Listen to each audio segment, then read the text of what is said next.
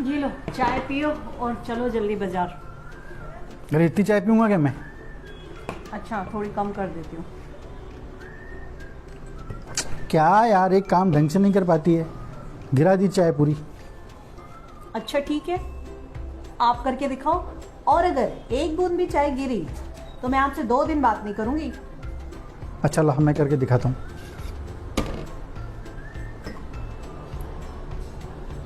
ये क्या? बात नहीं करना, 1 महीना बात नहीं करना, 1 महीना बात नहीं करना, 1 महीना बात नहीं करना।